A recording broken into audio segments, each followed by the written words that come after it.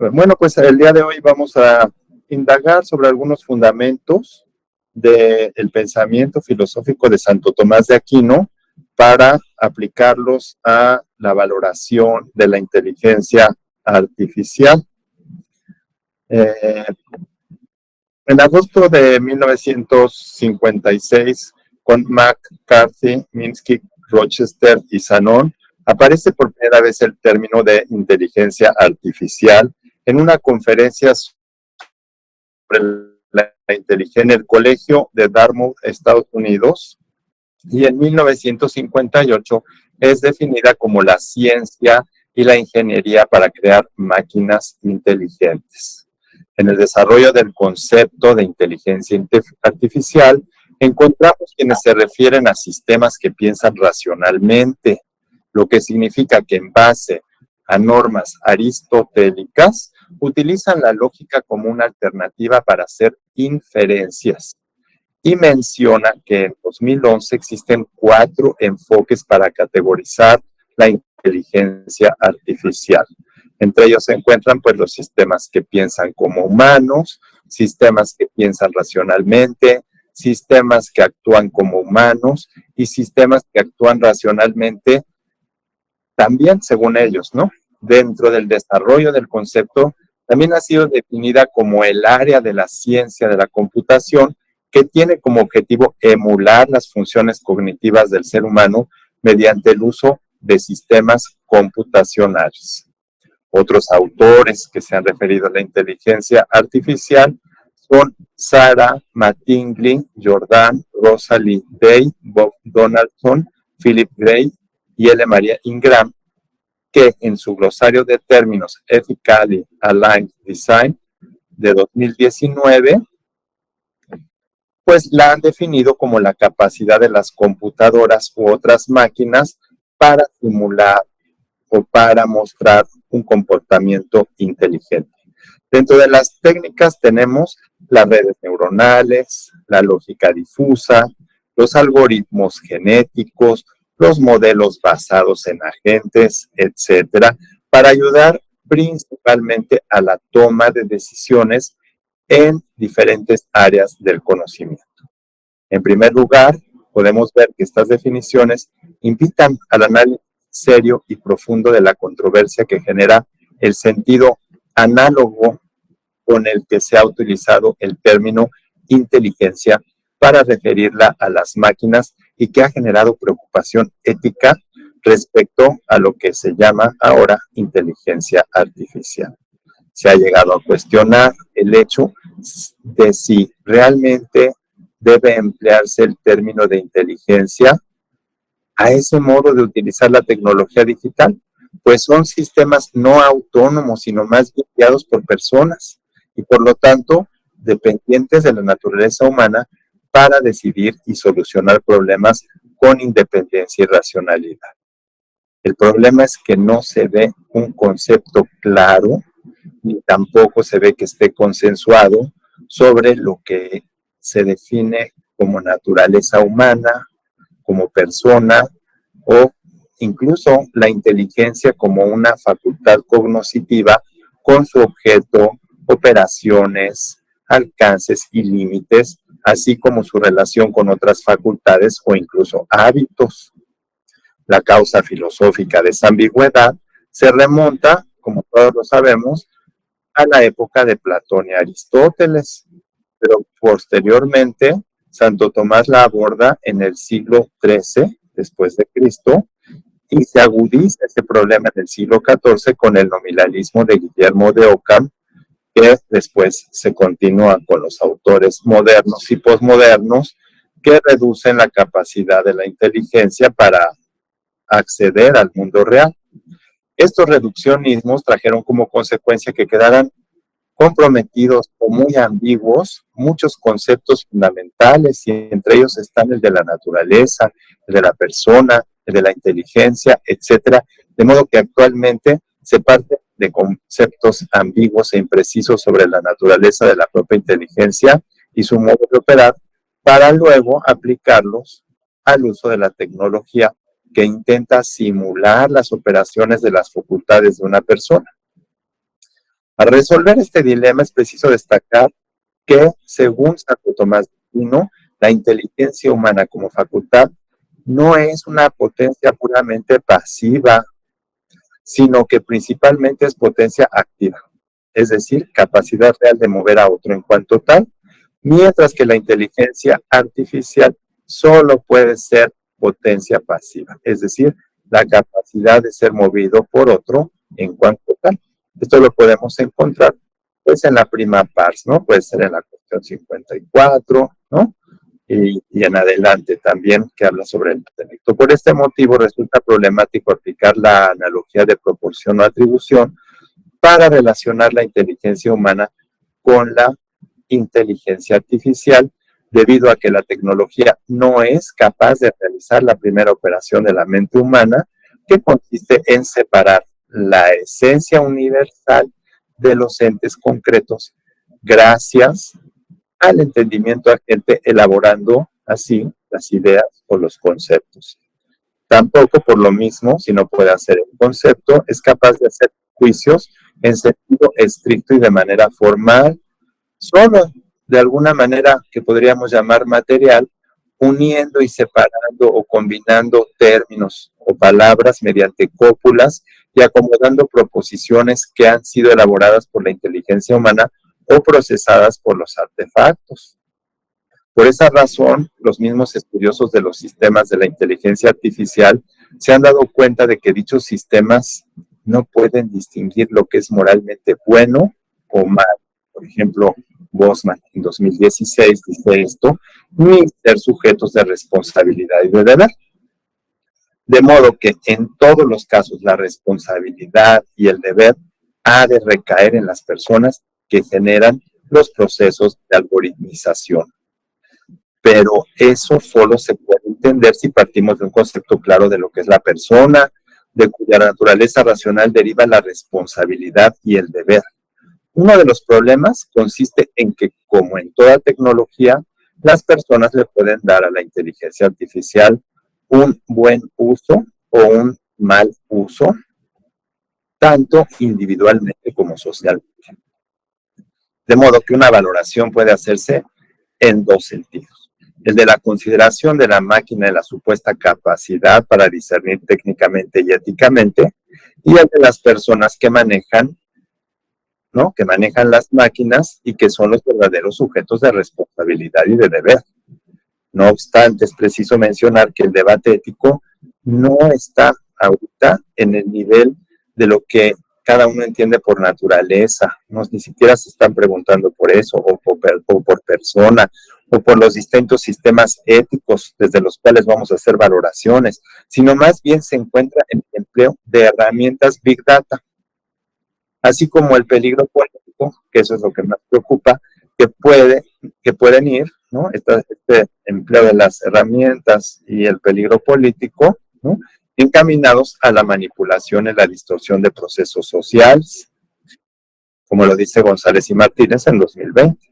Y es que no es difícil vislumbrar que las implicaciones éticas del uso de la inteligencia artificial pueden ir mucho más allá cuando los avances científicos se desarrollan en centros de poder mundial y que son capaces de manipular y controlar distintos ámbitos de la actividad individual y social, incluyendo el discurso ético. Sí, esto pues ya Samaniego lo ha presentado en sus obras, tanto en 2018, 2 obras que tiene, y lo mismo Naus, ¿no? En el 2017 ya lo había dicho, González y Martínez en el 2020. Las consecuencias negativas por errores, la privacidad y la intimidad, la toma de decisiones morales, así como los criterios de valoración, son algunos de los retos que están implícitos en el uso de la inteligencia artificial.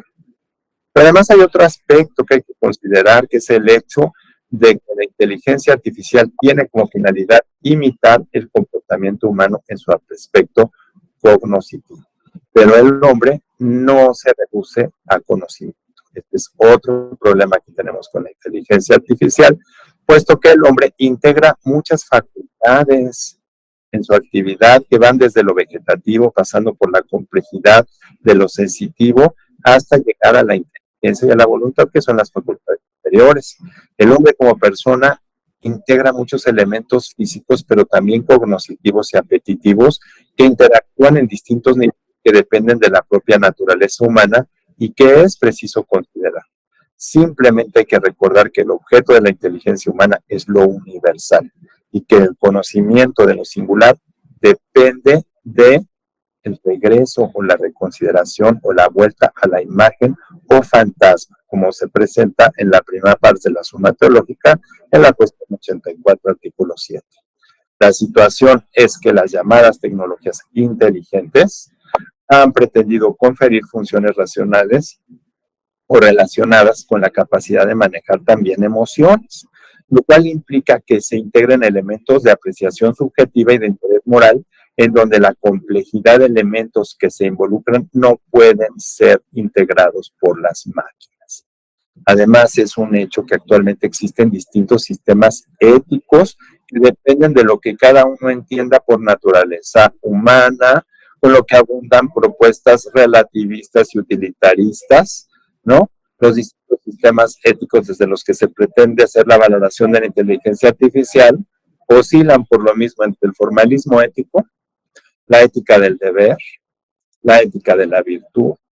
la moral autónoma, el principialismo o principlismo bioético, las éticas de situación y de mínimos, el consecuencialismo ético, el pragmatismo o el utilitarismo, y en muchísimos de los casos encontramos éticas basadas en sistemas jurídicos con leyes obtenidas por consensos en diferentes países y lugares que por lo mismo varían de una sociedad a de modo que hace falta un abordaje desde la perspectiva del realismo filosófico que sea capaz de ofrecernos criterios objetivos y universalmente válidos para determinar la bondad o maldad del uso de la inteligencia artificial. Hay que considerar que desde 2018 existe un estudio colectivo titulado The Medical Use of Artificial Intelligence, lo encontramos realizado por Brundage y otros autores en 2018 en el uso de la inteligencia artificial, entre los que destacan la invasión de los entornos, la intimidad, como en el caso del robo de identidad, publicación de contenidos falsos, manejo de predicción de comportamiento, persecución, control, la amenaza a la seguridad digital, física y política, etcétera, a los que además nosotros podríamos añadir mucho.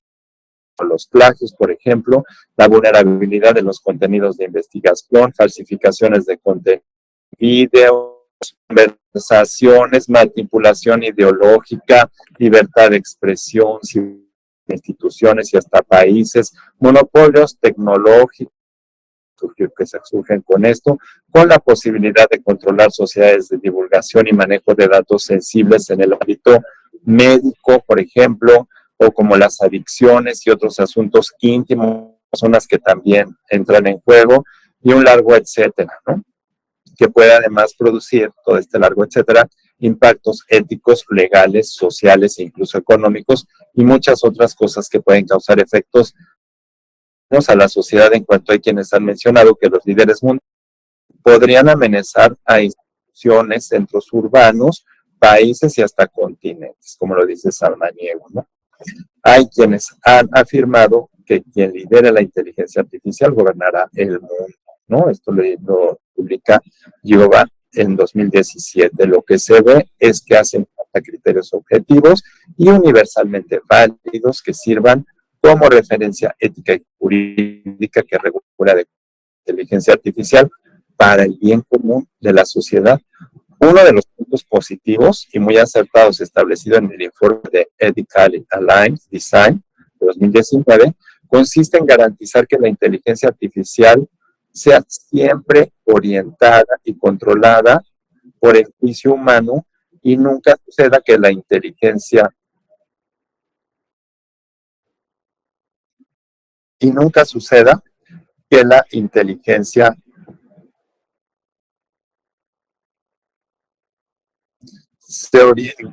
la corriente se vaya sin la orientación y el control del hombre, ¿sí? La persona debe orientar mediante mecanismos de control y evaluación que certifiquen que un sistema de algoritmos es justo antes de su distribución. Es decir, Antes de que se distribuyan, hay que evaluar y certificar. El problema es que eso nos conduce a pensar en el hecho de que el término justicia como objeto del derecho exige conocimiento profundo de lo que es el hombre, su dimensión individual y social, para saber lo que es justo o no. Hay que pensar en que el término justicia, ¿no?, exige el conocimiento profundo de lo que es el hombre, su dimensión individual y social, para saber lo que es justo o no. Porque si consideramos la justicia como la virtud moral que consiste en la recta y perpetua voluntad de dar a cada uno lo que le corresponde, ¿no?, como lo dice en la segunda cuestión 58 Santo Tomás, es necesario conocer lo mejor posible al sujeto de la justicia para poder descubrir las leyes que la garantizan, lo cual es imposible desde sistemas reduccionistas. Lo anterior nos conduce a proponer por eso mismo el realismo metafísico de Santo Tomás de Aquino, cuyos principios pues pertenecen a la herencia filosófica clásica y perenne y que pensamos que pueden ser una luz que nos ilumine, ¿no?, o que nos pueda proporcionar fundamentos para criterios de valoración de la inteligencia artificial. Bueno, entonces pasamos al tema de los fundamentos tomistas para poder valorar la inteligencia. Como hemos visto, es necesario indagar sobre un sistema ético universalmente válido y aplicable a todos los ámbitos de la actividad humana, que nos proporcione los elementos para una valoración de la inteligencia artificial que no caiga en el relativismo. A finales de la Edad Media, Santo Tomás de Aquino desarrolló la propuesta aristotélica, que trata sobre la bondad moral de los actos humanos, considerando la educación pues, en las virtudes y el bien común, como el fin de la sociedad. Y esta aportación, ¿no?, de Santo Tomás, su valor es perenne. Santo Tomás nos enseña que existen principios del orden moral que se presentan espontáneamente a la inteligencia de manera intuitiva y sin necesidad de raciocinio argumentativo. En su comentario a la ética a Nicómaco, nos dice que eso sucede gracias a las facultades espirituales, virtudes. Recordemos que las virtudes son cualidades estables, ¿sí?, con las que podemos conocer lo que es la naturaleza y obrar, además, conforme al orden establecido en ella, ¿sí? Santo Tomás nos habla de lo primeramente justo o lo justo por naturaleza, que es alcanzable por el intelecto humano que descubre los fines propios de la naturaleza y específicamente de la naturaleza humana. Lo justo por naturaleza es aquello a lo que cada naturaleza tiende como sus fines propios. De modo que en el caso del hombre existen inclinaciones naturales a bienes fines que le son propios, además de que posee la capacidad de alcanzar los primeros principios lógicos y ontológicos teóricos y el primer principio del orden moral, puesto que todos estos principios se relacionan de alguna manera con el fin propio de la naturaleza humana, tal como lo establece en la primera secunda, en la cuestión 90, ¿sí? Lo importante de estos principios es que actúan como fundamento indispensable en toda la actividad intelectual y moral del hombre. Por eso, en este comentario a la Ética Nicomática de Aristóteles, Santo Tomás menciona, ¿sí?, estos principios del intelecto práctico, entre los que se encuentra el tratar de sobrevivir, más bien que parten estos principios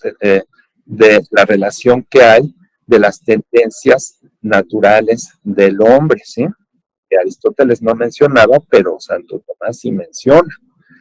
¿Cuáles son esos principios que van de estas tendencias? Pues estos principios están en tratar de sobrevivir, de socializar, de aprender cosas, de cuidarse, de cuidar a las demás personas, etcétera. Y estos principios son muy importantes para valorar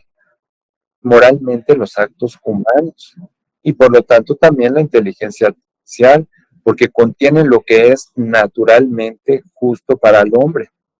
Pero dentro de todo eso que es naturalmente justo, también lo que es primordialmente justo para el hombre. Se fundamentan en qué? En el primer principio del orden moral, que es la sindéresis, que resulta de la tendencia natural a hacer el bien y evitar el mal de la voluntad, que tiende a esos fines y a su realización. Santo Tomás es consciente de que para una valoración moral no es suficiente la inteligencia, sino que la aplicación favorable de los principios requiere de la rectitud de la facultad apetitiva espiritual del hombre, que es la voluntad, como lo establece en la prima segunda cuestión 56. Estos principios, estos primeros puntos más bien que acabamos de mencionar, ponen de manifiesto que la inteligencia artificial no puede ser capaz de valorar éticamente, ni de ser un referente para realizar valoraciones éticas, porque el mismo Santo Tomás nos dice que existe una inclinación natural en el ser humano a obrar según la razón y la virtud. Ahí está en la cuestión 94 de la prima segunda, que no puede tener un artefacto por sofisticado que sea, puesto que, como lo hemos dicho antes, en él solo hay potencia pasiva, no es una potencia activa. La base de la visión realista de Santo Tomás de Aquino radica en el orden de las inclinaciones naturales que dependen del orden que Dios ha establecido en el universo creado. Las cosas tienen una naturaleza, ¿sí? Esto lo dice en la prima pars, en la cuestión 2, ¿sí? Tienen una naturaleza y un orden que depende de la sabiduría divina. Dicho orden puede ser alcanzado con las solas fuerzas de la razón humana, constituyendo una guía para el obrar humano. Lo que va en contra, por lo tanto, de ese orden o ley natural es vicioso. Las inclinaciones que no están reguladas por la recta razón, que es la razón que se ajusta al orden objetivo de la realidad, son antinaturales porque lo natural no mueve al hombre hacia el mal. Pero ¿qué sucede con esto? Que ningún artefacto puede ser criterio de moralidad de sus actos, porque solo la naturaleza racional humana es fuente del criterio de moralidad de los actos humanos, ya que dicho criterio tiene como base, como lo hemos dicho, las inclinaciones naturales del hombre, tal y como lo expone la prima segunda cuestión 94 Santo Tomás, que además son jerárquicas en cuanto unas inclinaciones son básicas e inmediatas, y de ellas emanan derechos originarios primarios, mientras otras son más lejanas o más remotas y de ellas emanan derechos derivados. De lo anterior se sigue que para un juicio ético de la inteligencia humana, de la inteligencia artificial o para cualquier juicio ético sobre cualquier cosa, pues el intelecto humano debe indagar lo que es conforme o disconforme al orden natural establecido por Dios mismo, pero no solo de manera general, sino aplicando lo universal a los casos concretos, tal como lo dice en la prima segunda cuestión 72, lo cual exige la virtud de la prudencia, que además es una virtud intelectual y moral. Pero además Santo Tomás nos enseña que las naturalezas se deben a Dios, de modo que sus actos pueden alejarse de la naturaleza faltando a la ley que Dios estableció en la creación, como lo dice la prima segunda cuestión 71, lo cual en el ejercicio de la libertad implica que el hombre es sujeto de responsabilidad y de deber. Solo el hombre puede desarrollar virtudes que le hacen bueno y hacen buena la obra que realiza, haciéndole capaz de obrar conforme a su naturaleza, es decir, según su razón. Prima segunda cuestión 71. Un artefacto, por lo tanto, no puede ser sujeto de responsabilidad y de deber, porque solo es capaz de alcanzar lo que es programado por el hombre para actuar de una manera determinada y según las opciones preestablecidas ya, o movidas por la inteligencia humana.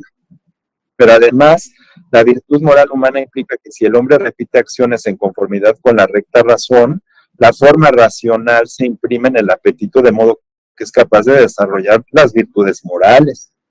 lo cual resulta inalcanzable para una tecnología que carece de facultades apetitivas. La virtud moral está en el justo medio, que no se trata de un justo medio cuantitativo ni igualitario, sino conforme a la recta razón, es decir, considerando elementos objetivos y subjetivos que hacen que el justo medio varíe según las condiciones particulares de cada persona, para lo cual se requiere criterio prudencial que exige mucho más que el de la mera naturaleza, ya que la prudencia es una virtud intelectual y moral. Es imposible que la inteligencia artificial desarrolle la virtud de la prudencia, que perfecciona no solo a la inteligencia, sino también a la voluntad, puesto que carece de voluntad. Cuando Santo Tomás comenta la ética nicomaquea de Aristóteles, el libro sexto, específicamente va explicando cómo la razón Determina el justo medio según las circunstancias individuales de los actos. Los actos han de ser justos, es decir, conforme a la recta razón, por lo que se requiere aplicar los primeros principios universales del orden moral que están en la inteligencia humana a las situaciones concretas. El primer principio moral, como lo hemos dicho, es la sindéresis que, dirigida por la prudencia, ilumina las otras virtudes morales para alcanzar los fines buenos. Está en la cuestión 47 de la segunda secunde. Para la valoración moral de un acto humano también hay que considerar su fundamento más próximo, que es el objeto o fin de la obra principalmente, ¿no? El fin de la obra considerada en sí misma y que está en relación con los deberes humanos. Pero además hay que considerar las circunstancias en las que, ya sabemos, destaca el fin de la gente o del que realiza la acción, lo cual resulta imposible para la inteligencia artificial, porque aún para la inteligencia humana es muy complicado y muchas veces incluso inalcanzable. Ahora pasamos al tema de la ley, el derecho, la justicia y el bien común, que nos van a servir como fundamentos éticos para valorar también desde ahí la inteligencia artificial. Para una valoración de la inteligencia artificial también es necesario considerar la vinculación entre la ley y el derecho, que constituyen el fundamento de la actividad humana justa y orientada al bien común, a la vez que indagar si es posible que un artefacto alcance eso. Santo Tomás nos enseña que la ley es cierta razón del derecho, de modo que lo justo y lo injusto siempre tiene que ver con la ley o el orden que establece el derecho, que es el objeto de la justicia, como lo dice en la segunda cuestión 57, y que consiste en dar a cada uno lo que es suyo. El derecho es un hecho por el cual a alguien le corresponde algo o le es propio algo. Esto está en Contra Gentiles, en el libro 2. Por eso, la justicia sigue al derecho y lo presupone, mientras el derecho emana de la ley o el orden de las finalidades establecidas en la naturaleza. El derecho como objeto de la justicia implica cierta igualdad de proporción de la cosa exterior a la persona, como lo dice textualmente Santo Tomás en la segunda cuestión 58. Dice después, el derecho o lo justo es algo adecuado a otro conforme a cierto modo de igualdad. Esto está en la cuestión 57 también de la segunda. Pero esa igualdad no es únicamente cuantitativa, sino moral o cualitativa. No se trata solo de cosas, sino de considerar la igualdad bajo la razón de bien, como está también en el comentario a la ética de Nicómaco. Se trata de una perfección que cualifica la relación y lo que se debe haciendo la acción justa. Además, el derecho o lo que se debe a alguien, es decir, lo justo, es un bien que no solo puede ser particular, sino también común, de modo que lo justo particular se funda en lo justo legal.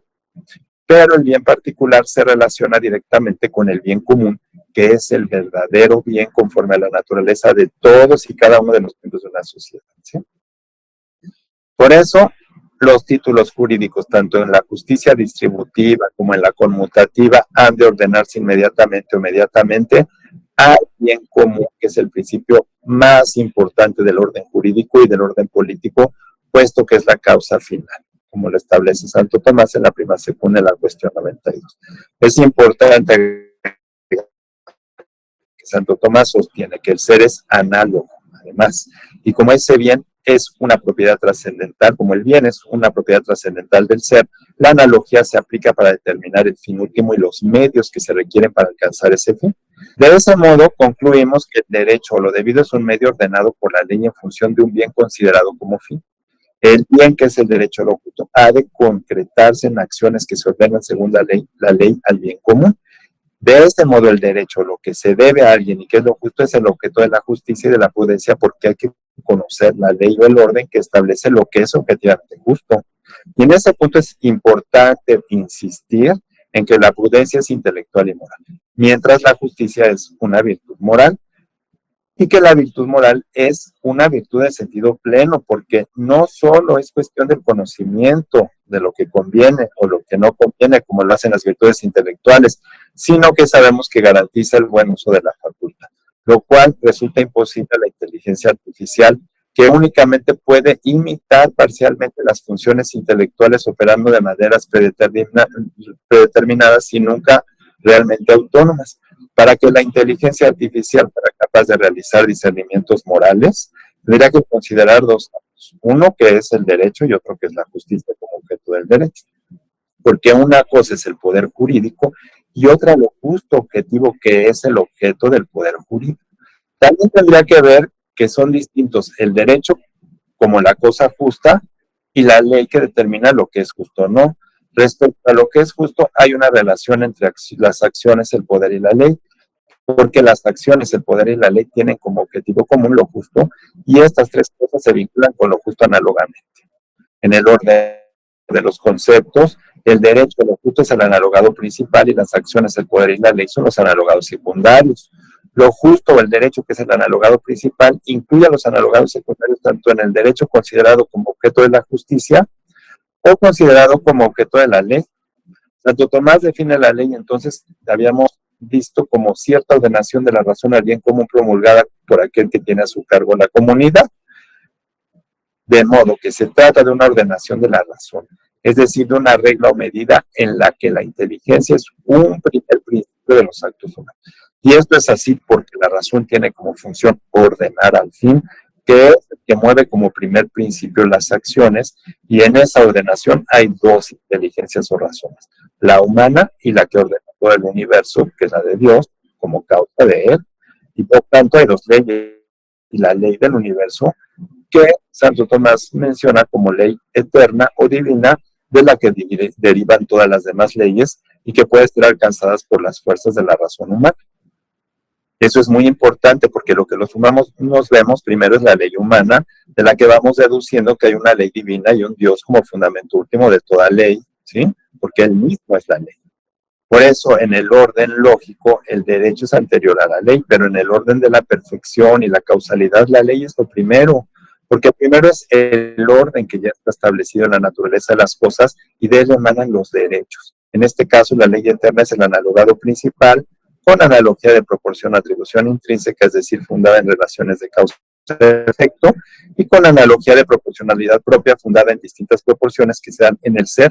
porque la inteligencia de Dios rige a todo el universo jerárquicamente. Y de eso se sigue que esa ley, cuando la descubre el hombre con su razón, se llama ley natural. Está en la cuestión 91 de la prima segunda. El hombre descubre los primeros principios que regulan el orden práctico y que son evidentes por sí mismos, universales, inmutables, indispensables, y que están insertos en el primer principio del orden moral, que es la sindéresis, y que se enuncia como el deber de hacer el bien, evitar del mal. El mal, esto está en De Veritate, en la cuestión 16.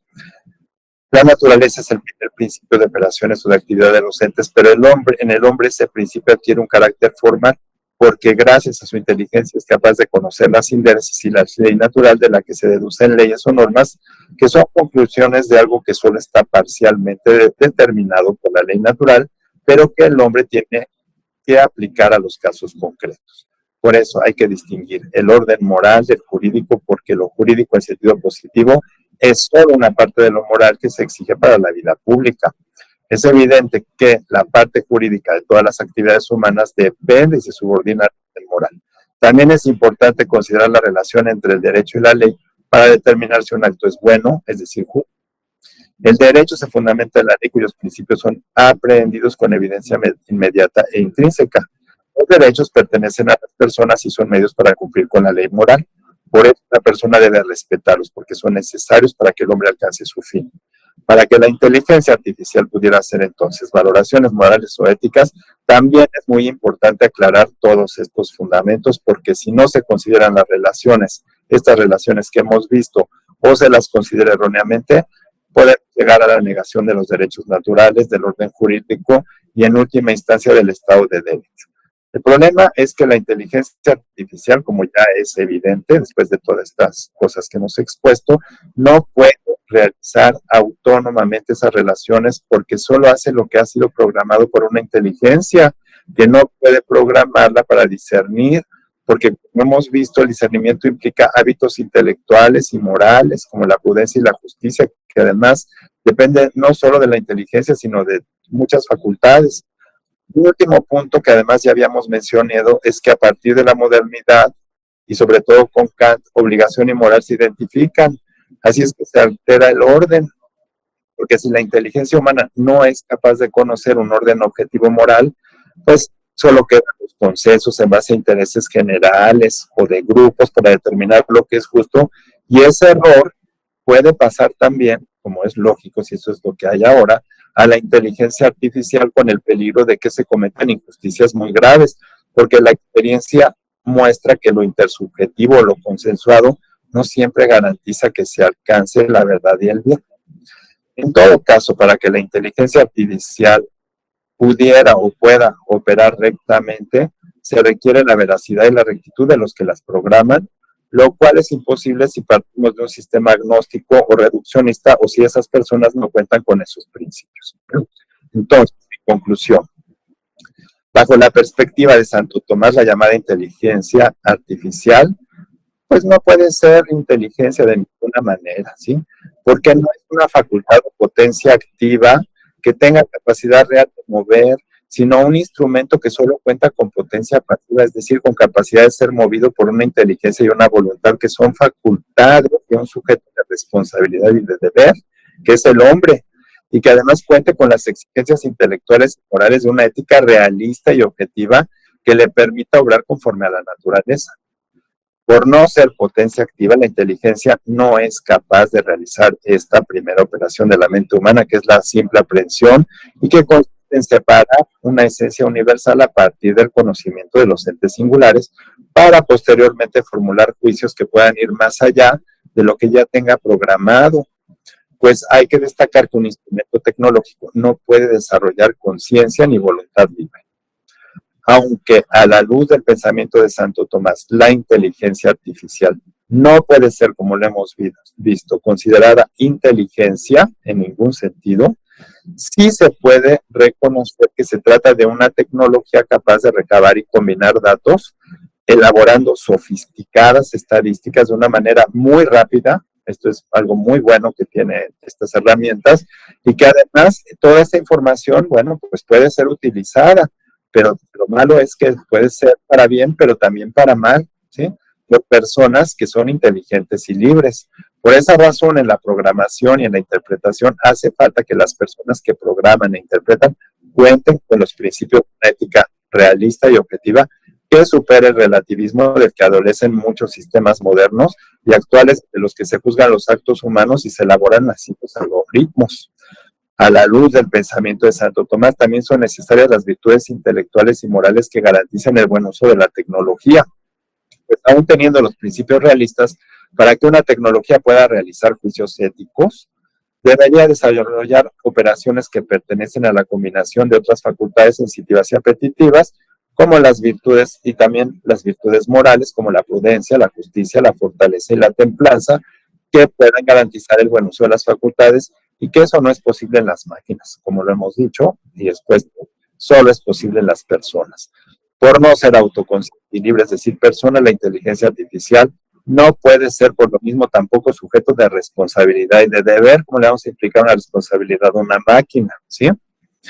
Eso es una gran responsabilidad entonces para quienes las programan y las controlan, porque como hemos dicho, con las bondades que pueda tener la inteligencia artificial, no es capaz de realizar actos morales y exige de quienes las programan una formación ética que implica virtudes necesarias para conocer la verdad y el bien y para realizarlo en los actos concretos. La responsabilidad del deber moral solo puede depender de las personas que implementan los sistemas de modo que se garantice un recto uso de los mismos. La inteligencia artificial